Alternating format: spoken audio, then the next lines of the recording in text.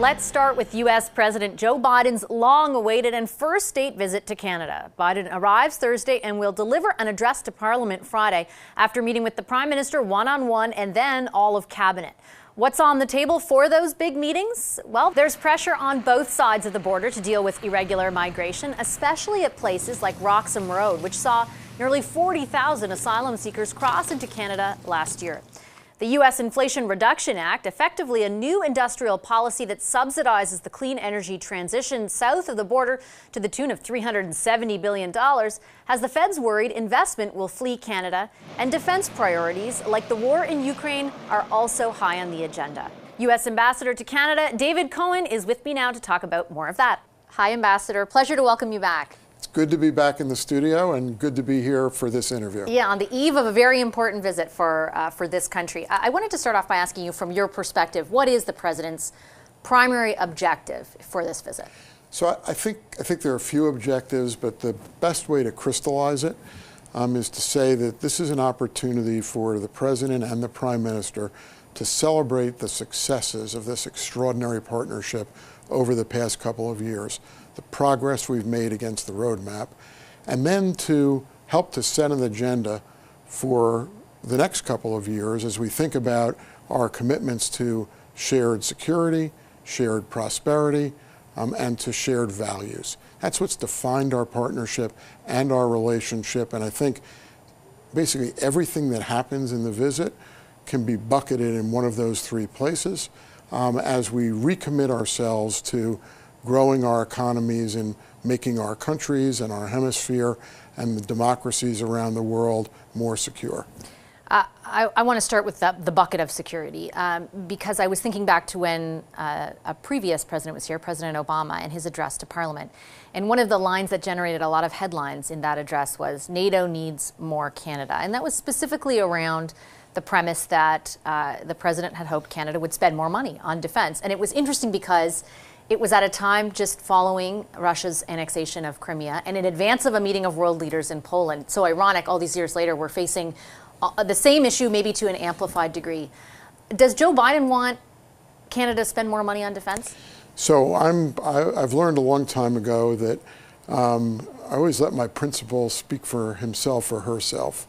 Does Ambassador Cohen want Canada to spend more money? I'll give you more than that, but I think we need to wait for the leaders to have their conversation, but there's just no doubt that defense is at the top of the agenda for the United States, and I believe at the top of the agenda for Canada as well.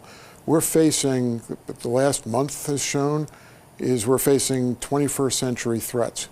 Who would have thought that a balloon would create all of the noise and concern that this balloon floating over Canada, the United States, the Arctic created? So we're facing 21st century threats. That requires 21st century solutions.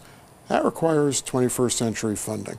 So I think funding of defense is important. It's important for the United States. It's important for Canada. And so I think how we fund our 21st century defense efforts in order to confront 21st century threats will be a topic of conversation.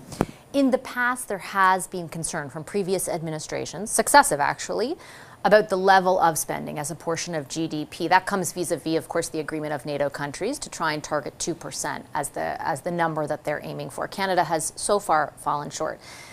Is there a concern in this administration, from your perspective, about the level of defense spending here in Canada, or have you seen during your time here a pivot in that? So I don't want to answer the question based upon a formula and based upon the Wales commitments, which I will point out, by the way. It was an agreement by NATO countries, but Canada agreed to spend 2% of its GDP on defense. So this is not something the United States or NATO or any other country is seeking to impose on Canada. It's something Canada agreed to do. I'd rather focus on the overall threat posture, on what the world looks like today, and on whether United States, Canada, the rest of NATO members, rest of democracies around the world are investing appropriately in defense. Are they deploying and are they deploying what they are spending in an appropriate way? Canada has certainly stepped up in its support for Ukraine in terms of military equipment, humanitarian assistance. So I'd rather look at Canada's conduct and what it's actually doing as opposed to any formula, but that doesn't mean that this won't be and shouldn't be a topic of ongoing conversation, because we do need more dollars for defense. And I'll just focus on NORAD. I mean, NORAD has real needs, and there are only two members of NORAD, Canada and the United States. So if NORAD has additional needs for equipment, for infrastructure to support that commitment, it can only come from Canada and the United States. Do you anticipate, or do you have any impression that the needs of NORAD could exceed the resources already promised, I should say? So I'll be honest with you, I'm not sure we understand what resources have been promised or allotted. I mean, there have been a lot of numbers floating around over a very long period of time. So I try not to do this, but I'm going to quote Secretary Austin in a bilateral meeting that he had with Defense Minister Anand at the Halifax Security Forum when they were talking about the NORAD modernization equipment. And what Secretary Austin said is, we're very appreciative of that commitment.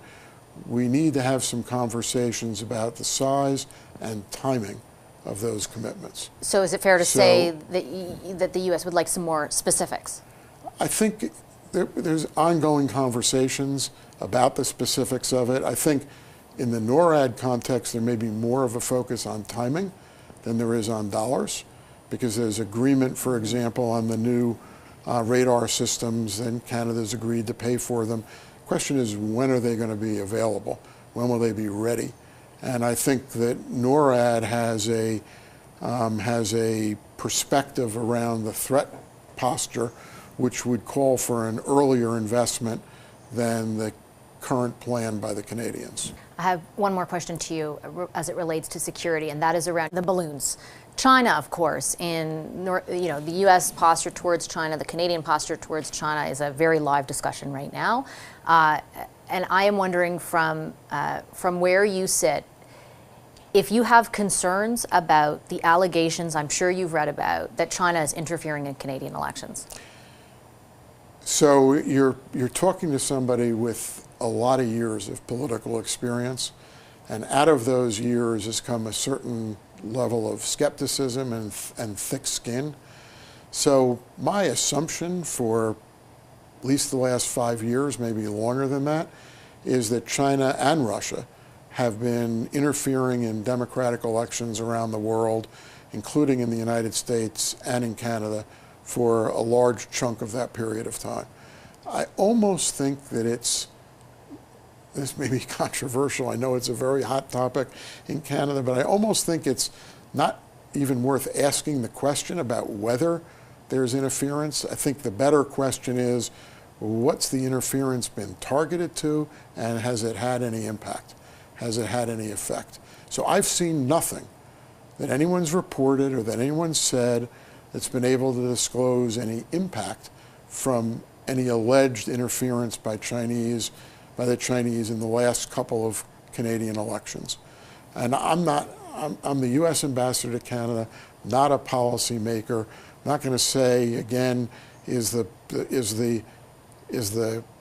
mechanism that the Prime Minister has set up to try and get to the bottom of this the right mechanism, or should there be a different mechanism to do that? To me, the most important thing is it's being treated incredibly seriously by the Prime Minister, by the press, by Parliament, and I think we will know more as this process goes through as to whether there was interference, and most importantly, if there was, did it have any impact on the elections. But I'd suggest that it's that second question that is the most important question to be asked. And it doesn't surprise you, what you've read so far? It really doesn't. I mean, I think the Chinese and the Russians have been at this for a long time. Okay, Ambassador, I'm out of time. I'll have to leave it there. Look forward to seeing more of you this week. All right, thanks. Thank you, sir. Appreciate being here. And as I say to you, my team always gets nervous. I'm always happy to come back. Excellent. I'm glad to hear that. All right, thank you, sir. I appreciate that. Thanks.